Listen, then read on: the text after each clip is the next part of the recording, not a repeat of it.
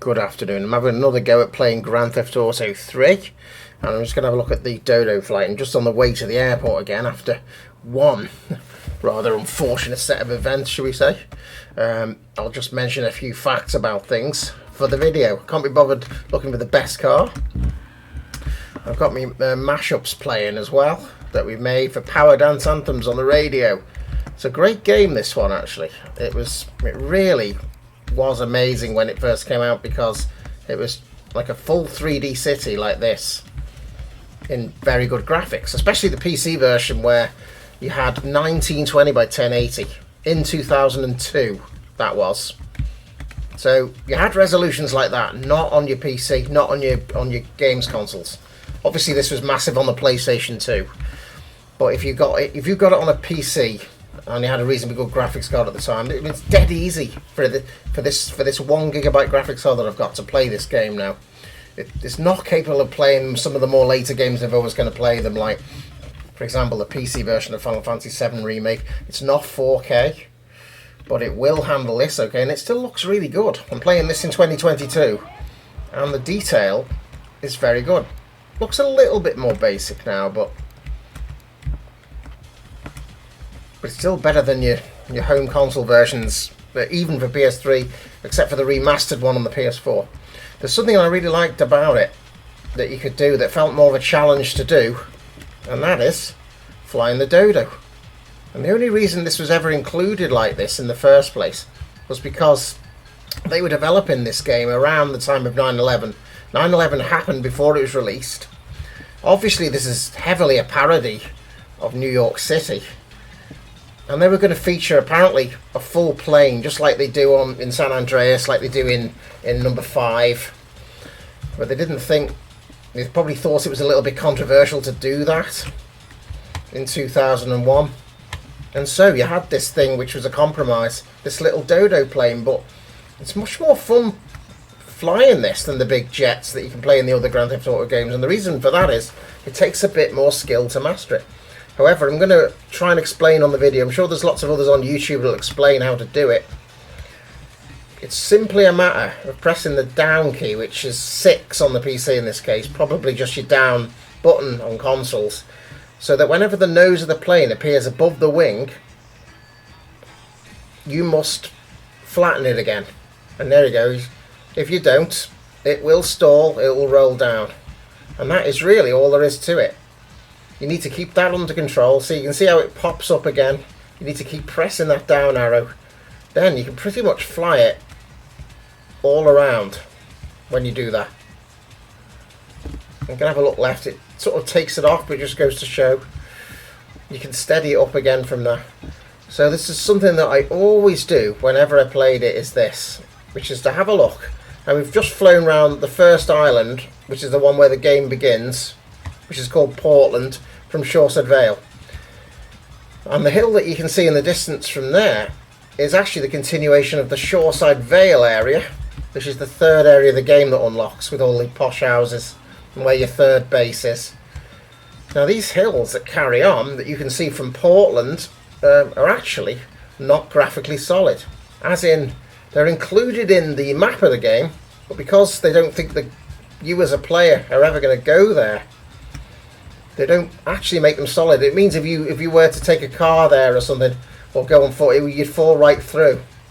And that means that if you can fly this Dodo, you can fly straight through the hills. Then once you do fly around here and go beyond those Shoreside Vale hills, you can access something quite interesting. If you remember at the beginning of the game, you know that one where it's, my hands are all messed up, so you better drive, brother. Well, that bank robbery takes place on an area that you can't normally reach in Liberty City in the rest of the game. But you can actually find the area that they used, because they stuck it behind the hills of Shoreside Vale as an area that isn't mostly solid, that you can reach if you go this way in the Dodo. And there it is. Thanks to the draw distance, it's appeared just in front of us. There's like an area that you drive along. Apparently it's solid, the road. It's very difficult to show the road on the Dodo because you fly through it so fast. These hills are solid here, so you will crash. It's like the Twilight Zone if you hit them, so I need to bank round, which might not be so easy to do. it is solid here. I can see we've almost gone into a roll. Oh, whoa. But as long as you keep doing it, there you go, we've got banked round again and found this ghost town. Now if we get a bit lower, which is hard to do, I admit, you can see where the road is.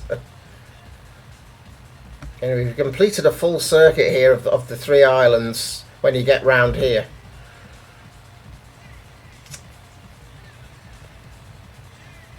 Now there's mods on the PC version so you can reach it on car, which goes right through the hills.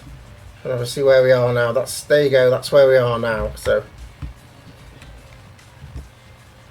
I think what's interesting here is how much altitude that you've amassed at this point, because when it first takes off it hardly goes up in the air. You'll notice that, and you have to fly for this sort of distance to start really getting the altitude up. And I think there's a max height it can reach anyway.